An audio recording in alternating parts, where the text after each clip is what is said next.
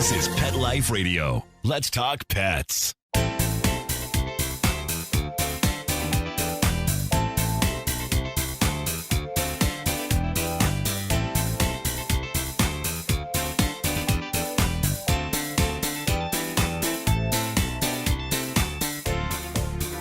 Hi, and welcome to Covered in Pet Hair, a boozy web show for pet lovers on Pet Life Radio.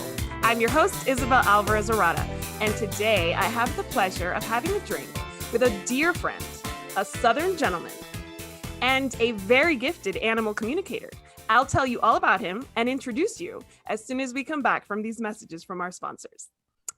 Welcome back to Covered in Pet Hair on Pet Life Radio. I'm your host, Isabel Alvarez-Arrada, and today I have the pleasure of introducing you to an internationally recognized animal behaviorist, an animal communicator, a best-selling author, a consultant, a pet expert, a contributor to various online and print publications, a speaker, a radio host, a cat person and dog person, husband to Kim, dog potted Dusty and Kramer, butler to feral kitties Kiki and Mystic, a world traveler, a sports fan, and a music aficionado, Tim Link.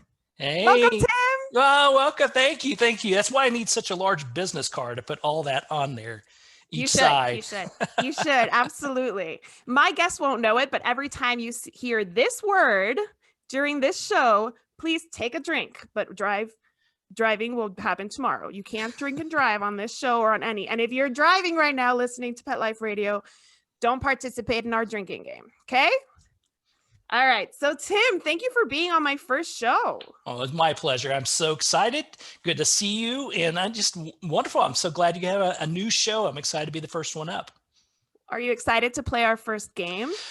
I'm very good at games, especially if this is competitive. So, no, it's just, it's okay. not really competitive, I guess. Not really. It's okay. It's not a drinking game either. So you don't have to take a shot every time that you answer a question. Okay. You can if you want to. No judgment here, but it's not a drinking game. Got it. Okay. I won't be as good then, but I'll keep up with you. So what are you drinking today? All right. Look what I got here. Isn't this pretty and fancy? Now you would say this is like cranberry juice and vodka, but it's not. It's called Ginger, the Grape Ape. That's what we got here today. So we've got a little ginger. You can use ginger ale or ginger beer. You know, ginger beer is very popular on the East Coast and up in the Pennsylvania areas. And you put some fresh grape juice in there, a little bit of vodka, a little Absolute or whatever your preference is, plenty of ice, and away you go. And it's good, it's healthy, and cheers. Looks pretty heavy on the vodka there. What? That's good. Great minds think alike, because I'm having a woo-woo cocktail. Woo-woo. Well, like a puppy dog, right? Or a woo-woo after you have 3 or 4 of them? Probably both. But actually, the reason I'm having this drink, and it's vodka, peach schnapps, and cranberry, the reason I'm having this drink is because I feel like animal communication is sometimes referred to as woo-woo. So before I decided to take this on and do this show, I've been called woo-woo before. So I thought, let me just make sure that I'm defining woo-woo correctly in preparation for our interview. And the first thing that came up was the woo-woo cocktail. And I was like, done, it's the perfect thing. Because woo-woo can mean kind of mystical and out there. And I bet you, as an animal communicator, get told that, that's a little woo-woo for me. Does that happen? Well, I've been doing this for over 16 years now. So I started very young, so it worked out well for me. But, when I first started this, and even communicators that have been doing this much longer than I have, it really was woo-woo. It's new. It's stepping outside the box. It's really thinking, can I do this? Is this strange or is this weird? Now, over the years, there's more and more communicators out there worldwide. There's more and more people familiar with it. Books have come out, interviews. I've done well over 400 radio interviews and done probably about close to 100 television interviews. So I've been out there a little bit. So I've seen it sort of change, being really strange and mystical and woo-woo to actually being, hey, I kind of understand this. I get this. I don't know exactly how it works, but if it works, I'm happy. And that's what I try to bring to the table. Well, I have a very, very, I guess, a larger threshold for what's woo-woo and what's not. Some people have a smaller threshold for that. So I want to gauge how woo-woo you are, Tim. Oh boy. Oh boy. In our game today, that's what I'm going to do. I'm going to play woo-woo would you or woo-woo would you not. Got it. Woo woo. Okay, that's a mouthful. I need another drink. Hold on. Here we go. Take a sip. Take two. All right, I'm ready. I'm ready. Okay, so what I'm going to do is I'm going to give you a list of things that some people might consider woo-woo, so a little out there, a little mystical, a little unconventional. Sure. And you're going to tell me if you woo-woo would for your pets or if you woo-woo wouldn't for your pets. Gotcha. You ready? I'm ready. All right, so first one. This was an easy one. I think I already know what your answer is going to be. Woo-woo would you or woo-woo would you not pet Reiki? Oh yeah, absolutely. Because I am a Reiki master.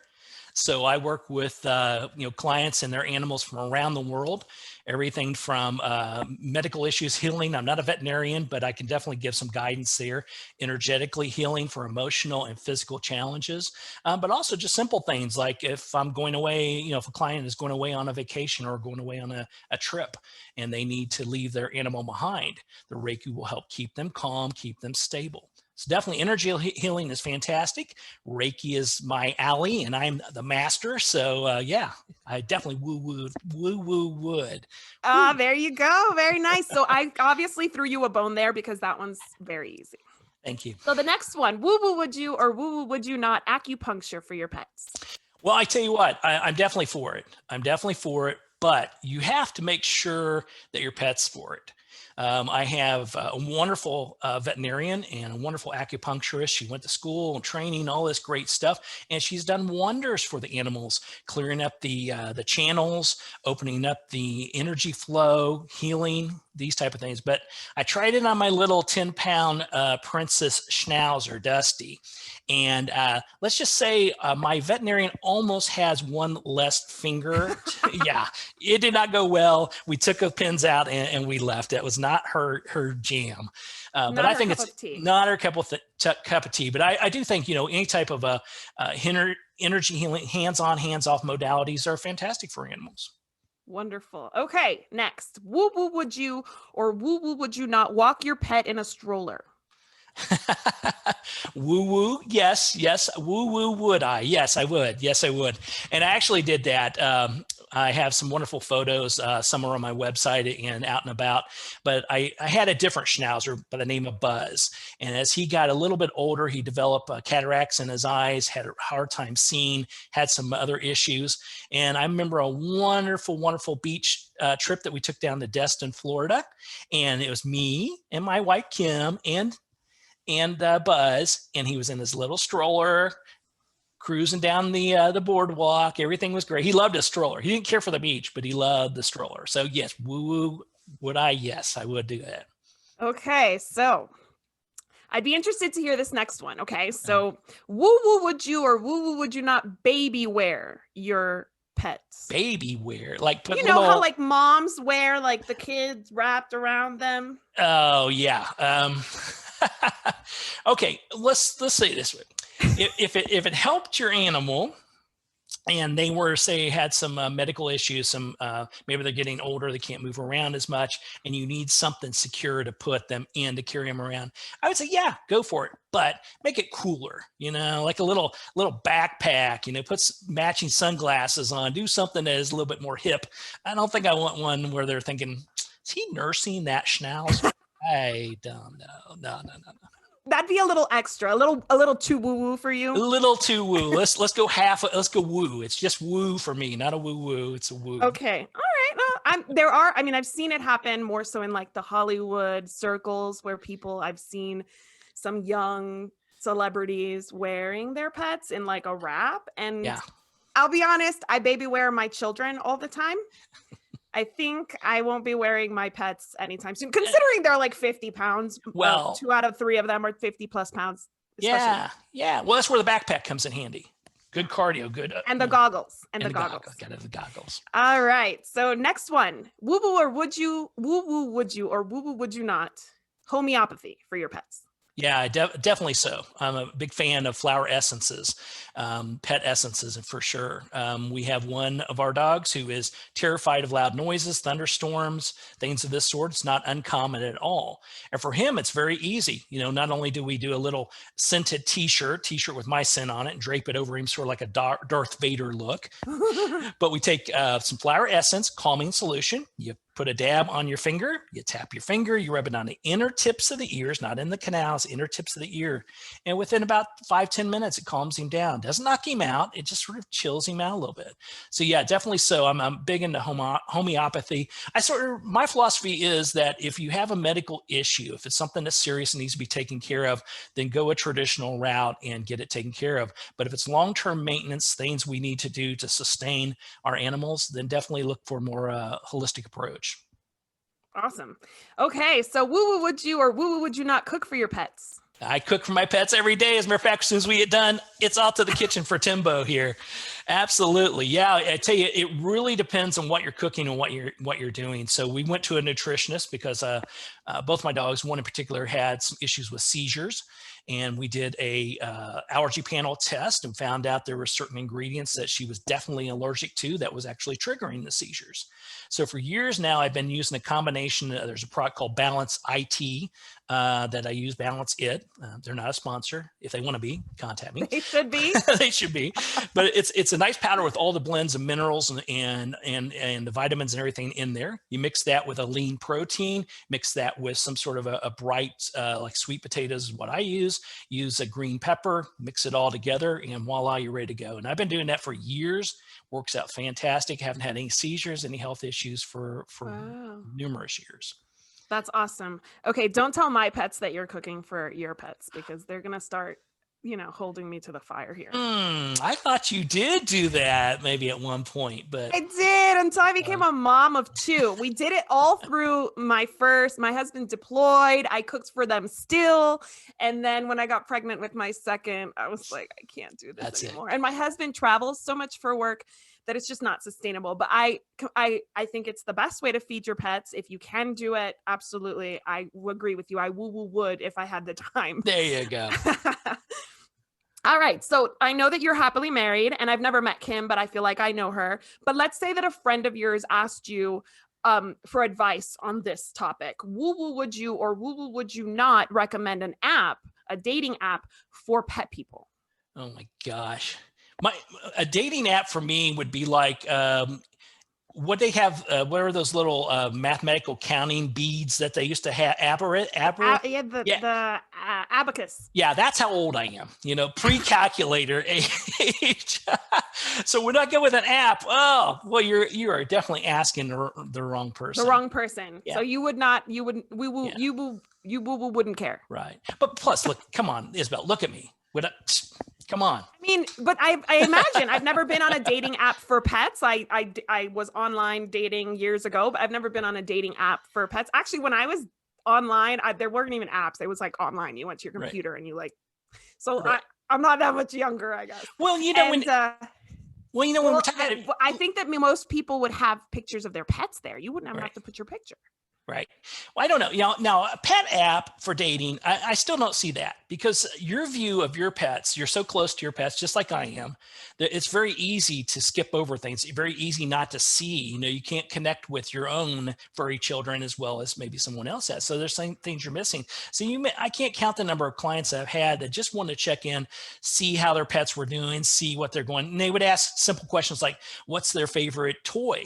And you would, connect with the animal, get the information back, and then we'll say it's a rope toy, a red rope toy. And they're like, no, that's not right. It's a bone. Well, come to find out, then they pull the red rope toy that they forgot they had. Next thing you know, their dog won't give it up. That's the one they really love. They've been giving them this bone, thinking that that's the one they want. So if you have an app that says, oh, your Pomeranian would be perfect for my Shih Tzu, maybe yes, maybe no, but let's meet them at a secure location, on leash, see if they get along, then maybe they can go out on a date. Maybe on a date.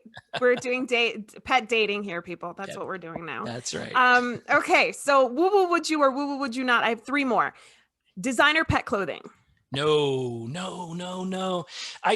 So I communicate with animals. That's what I do. That's my jam. I do a lot of things, but that's one of the things I do. And it's the animals will put up with it. They do. They want to do anything they can to make their human companions happy.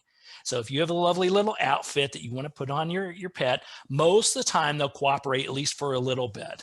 But if they had their druthers, they would rather be naked and free and running around naked and running around. That's what they prefer, all natural. So put it on them, take your little picture, especially if you dress just like them, and then take it off and let them have their fun. If you dress just like them, make sure that is your profile on your dating app, please, because if you're taking pictures with your pet in the same outfit, everybody needs to see that. Yeah, I had a client, actually, real quick. I had a client like that who won there was a contest every year, and she won it for like 10 years straight. And her social media was just full of these, nothing else, just these pictures of her and her little dog. And, the first one was really cool. The 10th one, it's like, maybe there's something you should do in your spare time. Get a hobby. Hobby. Yeah, that reminds me of one of my favorite Bravo housewives gif. That's like one of the housewives yelling at another one, get a hobby. So yeah, that sounds like that would be okay. So you said naked, so this takes me right into my next one. Woo woo would you or woo woo would you not? And I promise this is a product that exists. I'm not making it up. Prosthetic testicular implants for neutered pets. Okay, well, that's an interesting one. So let me put it to you this way. Humans have more problem with that than dogs. That's okay. You're the animal communicator. You would know, right? You have the in. Once it's done, and they don't care. And it's been proven for years. There's been numerous studies out that basically says if you spay and neuter your animals, they'll live longer lives, healthier lives, and they won't care that don't have their package fully intact. We'll put it that way. So unless you can get some that maybe you can put on temporarily during the holidays, and they're like little bells. Jingle bells. Oh my gosh. Oh my gosh. Right. Where have we come? Where have we gone today? Yeah. Let's reel this back in. Jingle bells. Okay. I love it. That is, I'm glad you're a good sport, because I was like, is he going to be like horrified by me asking about prosthetic testicular implants? Click. Thank you for being a good sport. So the last one, woo woo would you or woo woo would you not? Manifest your perfect pet. Manifestation. We know something about that, don't we? We do. I believe fully in manifestation. I believe what you put out there is what you get back. And if you put it out there you have to be positive. I can't, you can't say, I want $1 million. Well, okay, but that's not positive energy. You got to put out and then get back. That's the key. So if you want $1 million, maybe perhaps you want to put $1 million or more out there to get $1 million back. But manifesting is definitely it. If you visualize what you're wanting or what you want your pet to do, or you want the right perfect animal to come to you, they'll find you. And I've written about that numerous times, and the fact that we don't need to go out and find our animals, our perfect furry, feathered, finned, scaled friends. They will come to us. They'll appear at our doorsteps. A friend will have to move, and they'll need a good place for their pets. But one of the best stories ever is I had a client who lost her dog. Dog made a transition. She swore she would never get a dog again, never, ever.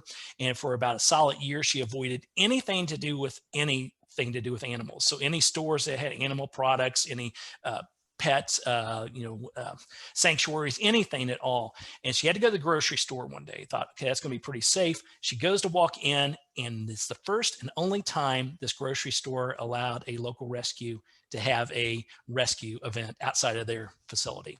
And needless to say, she has a brand new puppy. That was it. Oh, no. That was it. Well, oh, yay. But oh, no. Oh, yay. Yeah. But yes. Yeah. So they're going to find you. They're going to find you. You put out there what you want at the right perfect time. Don't put any expectations, because you may be thinking that, wow, I want this great golden retriever, or I want this Siamese cat. And you get something that is totally different. But it'll be the right match. It'll be the right and perfect one to come your way. I agree. And the reason Tim says that I know something about manifestation is because I manifested my husband. That's right. So, and it worked. He's doing pretty good. He is the best thing in the world, especially right now, taking care of the two kids so I can chat with you and have a drink with you. There you go. I love him. All right. Awesome. So I'm going to be back with Tim as soon as we come back from these messages, and I am going to kind of switch things around from this game. So we'll see you right back. Welcome back to Covered in Pet Hair. I'm your host, Isabel Alvarez-Arada, and I am chatting and having a drink, cranberry and vodka-based drink, with Tim Link, a wonderful friend, Southern gentleman, and animal communication, best-selling author, all the things. If you go back in the show, you'll hear his entire resume very quickly as I introduced him. And he is the writer, author of 2 books, one of which I have right here, Wagging Tails. And I want to dig in a little bit deeper on Tim Link's experience with animal communication. And I think a lot of people, Tim, don't know what animal communication actually means. Would you give us a really quick definition? Yeah. Well, animal communication is basically having a one-on-one conversation with your animals. And I'm talking about a verbal as well as a visual conversation.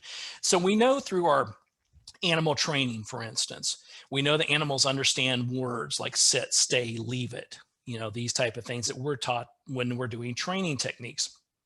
So we know they understand the words that we're saying. More importantly, they catch on to the visualization. And I'm talking about a little bit deeper level than just visually looking at your animal and saying his ears are pulled back, so he must be upset or worried, or his tail, her tail's not wagging, so there must be something going on. I'm talking about making a deeper connection with them and having a verbal and visual conversation. So the best way I can describe it is when you talk to your animal out loud, we know they understand those words that you're saying, but they're understanding multiple words. So if you're talking about going to the beach, they not only understand that you're going to the beach, but they think it's right now. So you have to be very careful about how you go about talking to them. So you talk to them verbally, and then visually, you want to give a clear picture of what you're wanting to share with them, how you're wanting to communicate that. Now, that sort of comes naturally in the fact that when I talk about going to the beach and I'm going to get my pink umbrella and I'm going to have my pink chair and I got my favorite red cooler with the white top on it. Well, did you hear what I just said? Yes. And did you visualize that in some fashion? Yes. Yes. And that's what the animals tune into. So the clearer you are with that visualization of what you're wanting from them, what you're wanting to share with them, to them, and what you're wanting to receive back, the better off. So when you're talking to them clearly and explaining what it is you want, what they need to do, and why is this going to be a good thing for them, you visualize what you're wanting that whole process to be in a very strong and clear visualization. And then the biggest part of that is trusting what you receive back. What your instincts are telling you, what your heart connection, what your gut is telling you, the things you receive back from there, whether it's a picture, a word, a feeling, an emotion, a smell, whatever it is you're receiving, trust that. And that's the hardest thing. To trust what we receive back from them is the hardest thing for humans to get around, because we don't trust what we receive. We doubt, we worry, we like, oh, is that really what he's trying to tell me? And actually, that is what your animal's trying to tell you. Well, what's interesting, do you remember how we met, Tim? Let's see. Yes, I do. Yes. A client, right? Is that the first time?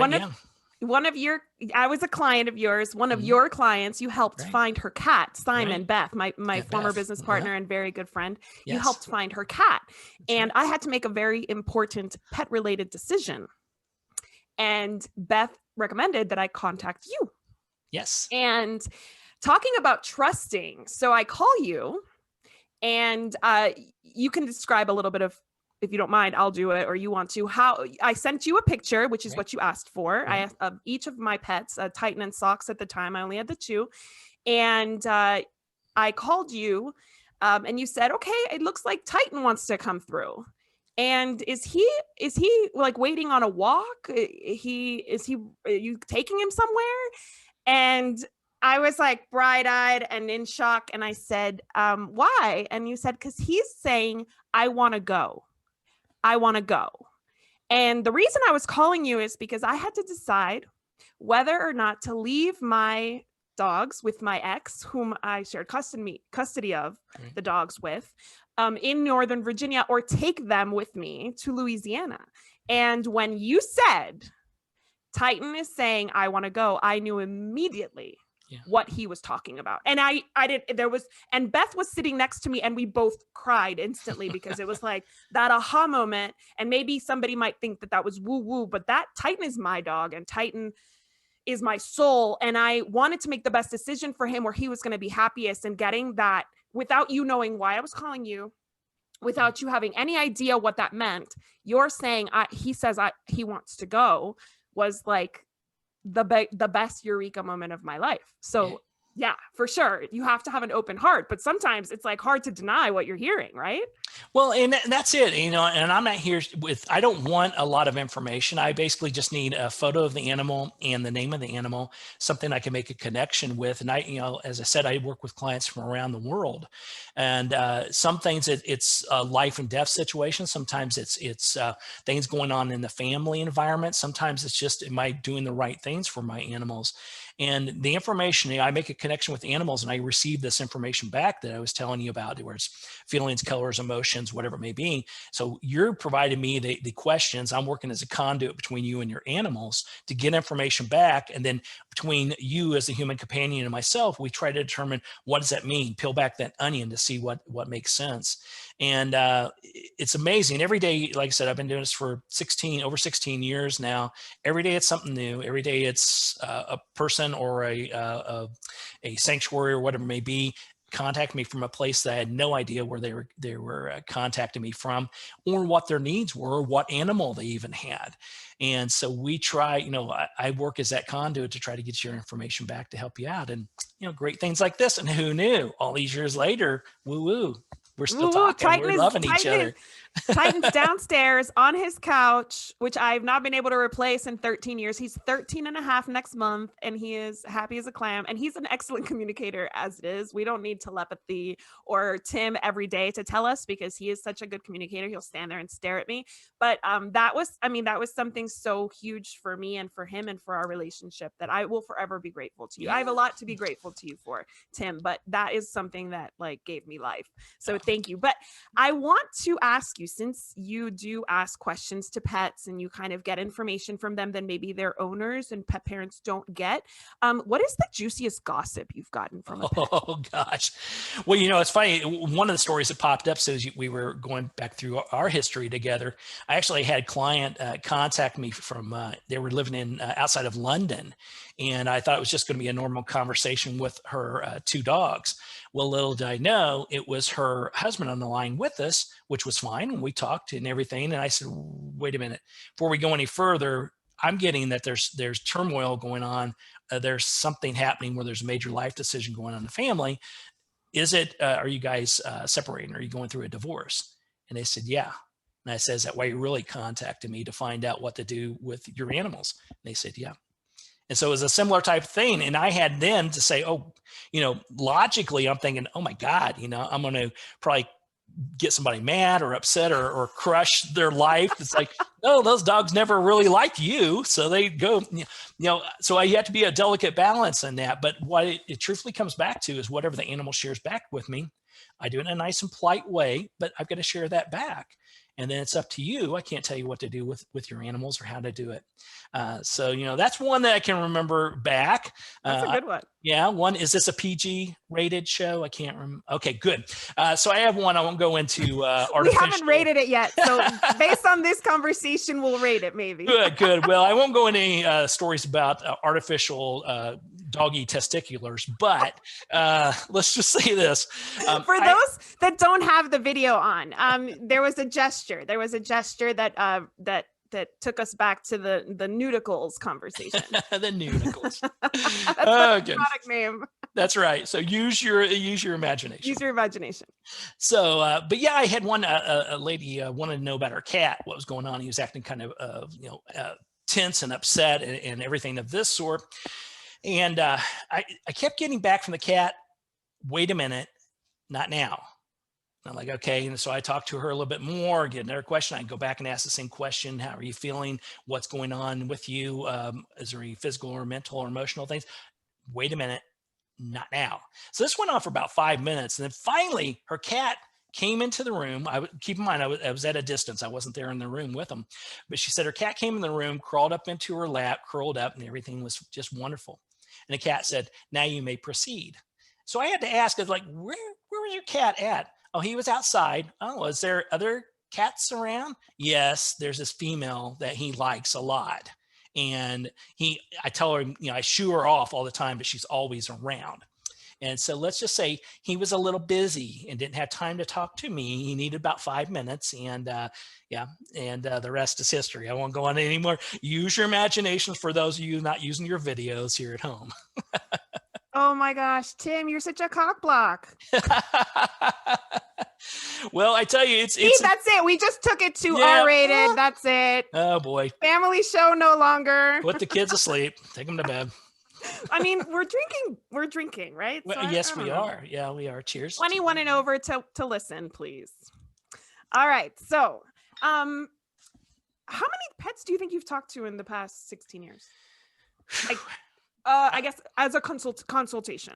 From a consultation standpoint, it's in the thousands for sure. There are 3 areas I work in. One is communicating with animals that are having emotional or physical issues to help people out with those challenges, behavioral issues.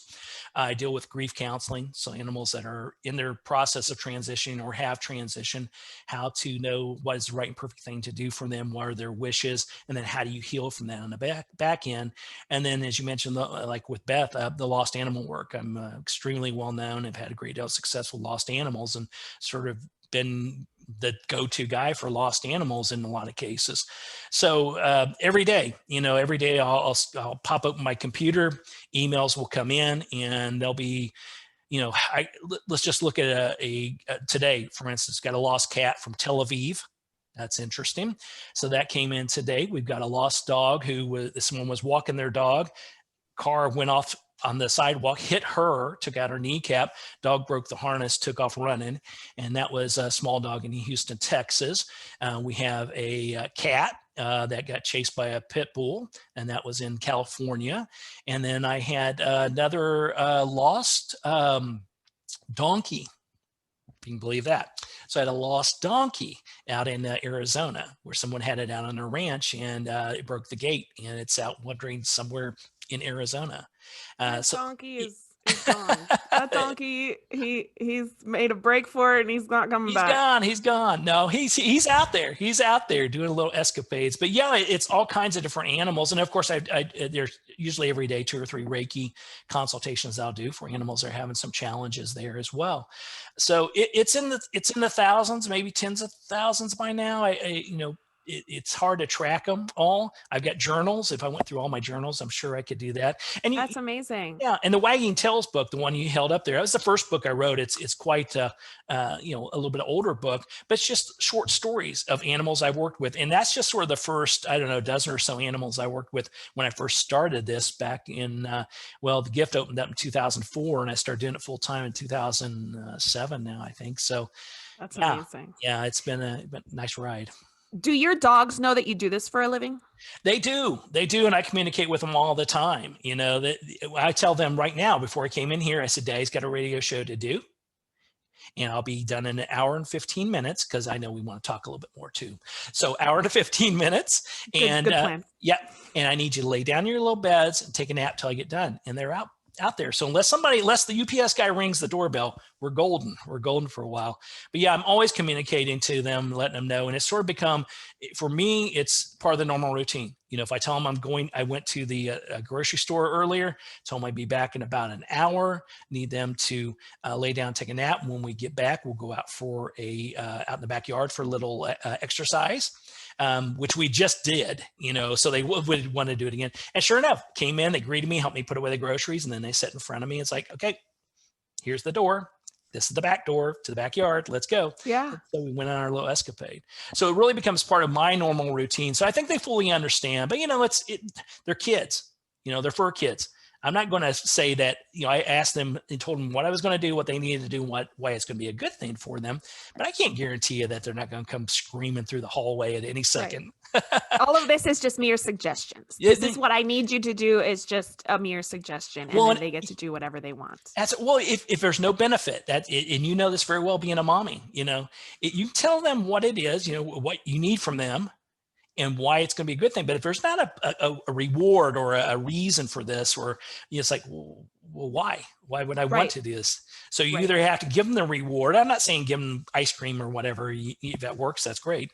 But It does. yeah, there you go. And a little bit for you, so it works out well. But there's got to be a reason for them to do that. There has to be an understanding why you would want them to do that, what they need to do, and what's the reward behind it. And it could be just simply just some cuddle time, some pets, or it'll make me very happy. Do you have any recommendations for people who travel with their pets now with the pandemic and all that? A lot of people are renting homes, as you tend to do when you travel with your pets. Yeah. Do you have any tips on how to prepare pets before, during, and maybe toward, depending on how long the trip is, for travel, acclimating them to new places, etc.? Yeah, absolutely. Well, the safe, cautious side of me says right now, don't do it. Yes. True. Very true. In May, my birthday is the first part of May 1st, if anybody wants to send gifts. But we always rent a beach house and go down to one of the beaches, dog-friendly beaches for the week. And of course, when COVID hit, it put a kibosh on that, and we haven't been able to go do it. It's a little bit different now. We know a lot more. We know how to hopefully stay safe and what to do. But in general, what you want to do is when you start talking about the trip, just when you first start talking about it, you want to talk to your animals about it. Because as I said before, whatever you're saying now, they think is happening now. So if you're talking about a beach trip in a week, they think it's now. So you got to let them know what this beach trip is, what they need to do when you're going to be doing this, and what they need to do in the interim. And then from there, you keep them involved in the whole process before you're going on the trip, during the trip, and while you're there. And I think from a safety precaution standpoint, safety issue, being very cautious about things, you just want to make sure you're doing whatever you're doing for yourself, do for your animals. Okay, that's the key. Now, right now we're wearing masks, so I'm not saying, okay, put a mask on your animal, but put them in safe situations. Make sure the area is clean. Make sure it's cleaned up. Make sure their area is clean. Make sure wherever they're going to be laying has been sanitized and has been cleaned up. So I don't think you can be too cautious about it while you're there. And then, of course, when you're out and about, the biggest thing is not only being aware of what is going on with you and your animals, it's who's around you. Because we don't know. Even when you're talking about non-COVID-19 related situations with the pandemic, 2 years ago we were on the beach. It's a beach that's designed during summer hours. Daytime hours. You walk your dog on leash. Afterwards, you can let them loose. We were doing that on a leash, and other people weren't. And so this big old dog comes running right at us, and one of my dogs loves every dog out there. The other one hates every dog out there. Which one's the social butterfly? So little Dusty, my little white toy schnauzer, she's the social butterfly, and she'll be really pissed at you, to be frank, if you don't greet her. If you don't greet her and allow her to show how beautiful she is and all the wonderful things she is, she'll get upset. Now, my other guy, who's my chocolate schnauzer, my 20-pound chocolate schnauzer, Creamer, he's the opposite. He loves me, he loves mom, he loves the sissy, and maybe his pet sitter, but he wants her to go home soon as we get through the door. It's like, okay, your time's done, get out of here. And that's about it. So yeah, this dog, so we had Kim had Kramer on the leash. This other dog wasn't. We had no idea if this dog was friendly or not. He was much bigger than my wife Kim is, so actually. Scary. Yeah. And so she yelled at the owner, and the owner's like, he's friendly. And Kim said, mine's not. And she's like, oh. And so she comes running. And the dogs, I said, stop, stay, go. So these are training techniques. I was doing a little communication, but I was telling that. And he did. He stopped. He stayed for a minute, and then he turned and ran away. But by that time, the leash had wrapped around Kim's leg, tripped her up, falls on the shoulder, torn rotator cuff, and there you go. And the lady says, sorry. And I'm like, pay for the medical bills, So you got to be cognizant. A better person than I. I would have had all sorts of flowery and descriptive words for that situation. Yes. So you got to keep yourself, keep your animals protected, be aware of your surroundings, and don't let it worry you. Don't let you might go on a vacation if you're going to sit there and worry about things. You never let worry is negative energy, and we never manifest or put worry out there. We bring in the positive stuff. Of course.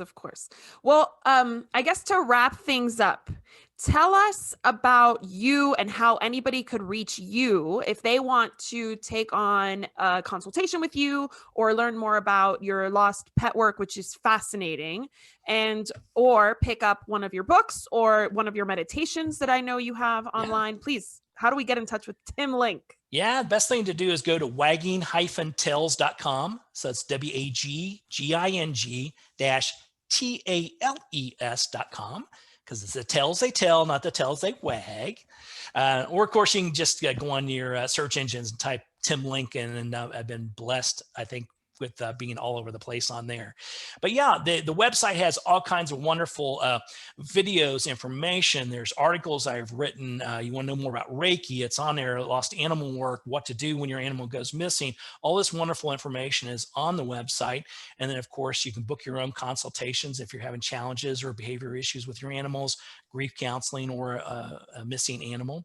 And right now we got a lot of promotions, a lot of BOGOs, things going on for the upcoming holidays. So for my books are on there, my audio meditations are on there, and the 4-part audio workshop. So if you ever want to learn how to communicate with your animals, that's on there as well. So go to wagging-tails, TALES.com, and you can find out everything you want to know.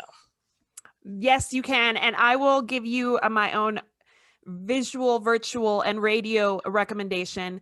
I have called you for many things. First one was what I talked about with Titan when I had to make that decision. Another one was when my first was born, Noah. Actually, before that, when we melded both our dogs, my husband had 2 and I had 2, when we moved to Louisiana, and we had 4 dogs, 2 of which didn't really love each other initially. We called you for that. So blending families, great reason to call Tim. Having new children, new additions to the family, whether it's a new pet or a new child coming into the family. Any big changes, you have always given us great advice. Chris still quotes you to this day, my husband. Remember Tim said, and I do need to book you for a conversation about socks now that she went to the Rainbow Bridge, just to check in with her. I know that sounds kind of woo-woo for a lot of people, but I can't wait to hear about my hound girl at the Rainbow Bridge. So we'll put that, we have that for 2021. There you go. Sounds good. Sounds good. Thank you so much for being on my first show and for keeping it fun and light and not taking the conversation too seriously with me. That's the goal I had for this show and for our guests. I'd like to propose a toast to you, Tim, for all the things you've done for me and my family over the years. Cheers to you. To our executive producer, Mark Winter, for making this show possible. To our listeners, to everybody who loves a pet, here is to a life covered in pet hair, because there's no other way to live. Cheers. Cheers. To learn more about Covered in Pet Hair, visit Pet Life Radio or coveredinpethair.com. Thank you so much for listening, and we'll see you next time.